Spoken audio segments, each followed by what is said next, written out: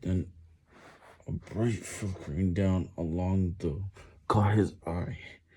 Headlamps, a faint road ran either side of the snaking marsh on the fat bank.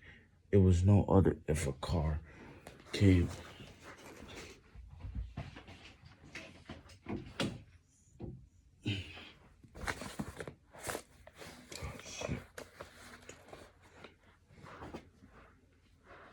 If a car came or went, any crossing was a long ways off. Frogs took it, but but this car, a GMC pickup truck, was traveling on the near side of the low, going faster.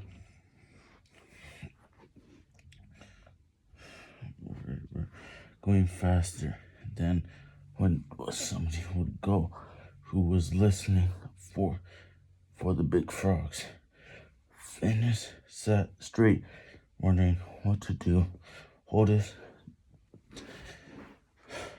tired from his day's work down at the sawmill, he had told it over someone else by any account.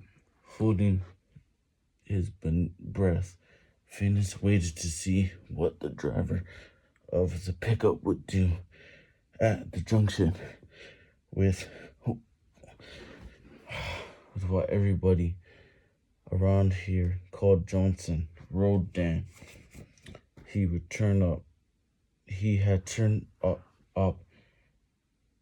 it whose two round road, whose two headlamps sweeping over the tops of the horse sugar bushes. And before fixing on the shank, Phineas had to squash against the bright light. The driver parked a ways down the slope. Phineas heard the ratchetty sound when he set the parking brake. Two men got out of the GMC, started walking up. Phineas, one of them called out like he was mad or disgusted. Hole is here. Yeah, sir. But he's sleeping. Wake him up. Tell him we want to see him. Phineas was afraid to ask, but Sue said that this was the thing to do. Why? Never mind now. Just wake him up. Yes, sir. Phineas turned to Hollis, but he already stood in the yawning front door, tucking his shirt tail into his pants. He was blinking against the headlamps, probably trying to figure out who the two officers were and why they come. But then something frightful must have come into Holland's mind, for the spun around, ran through the shack towards the back, spun over.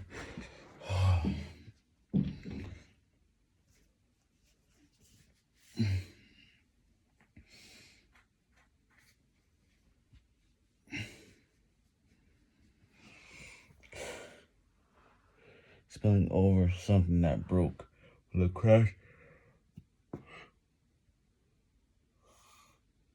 in the little kitchen.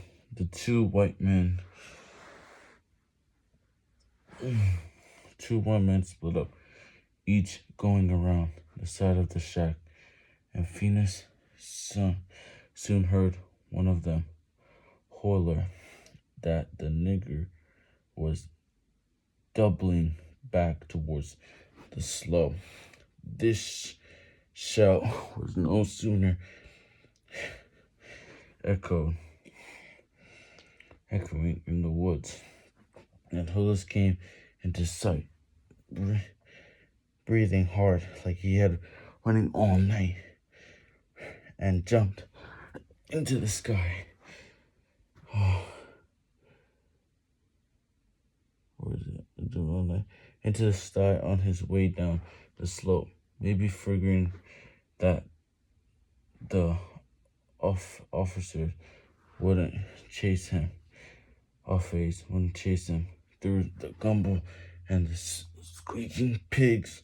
But none of the white men, the biggest one, was waiting for Hulis on the downside.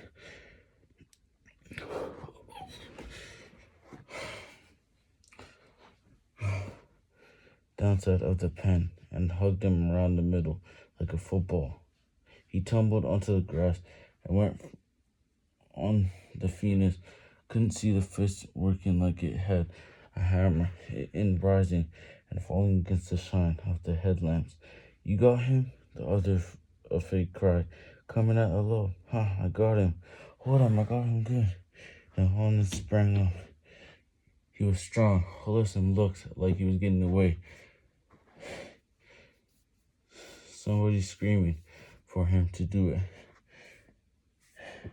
After a few seconds, Phoenix realized that he himself was the one screaming. He was crying too, because he could feel tears on his face, tickling up his lip.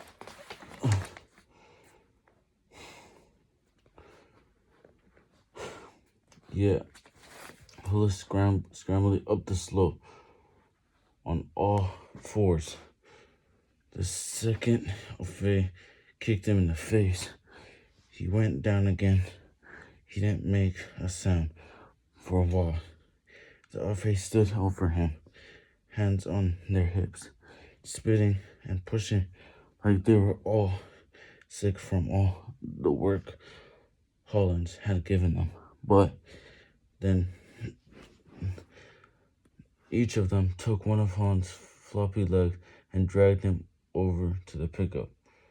Over the years, home had been reduced to a water glass wrapped in a paper, small ice bucket, and a point of Jim Beam, not the Rube Anderson, and became a drunk. Mr. Hoover no more tolerated shirts, but these articles had become the things Anderson looked forward to as the day wound down. Just as another man might look forward to his wife, Piper, and the newspaper, Anderson was no longer had a wife. She'd gone her own way 2 years after she joined the Bureau, as far as a pipe. His appetite for tobacco had proven so compelling, he'd quit every form of it where he'd find from.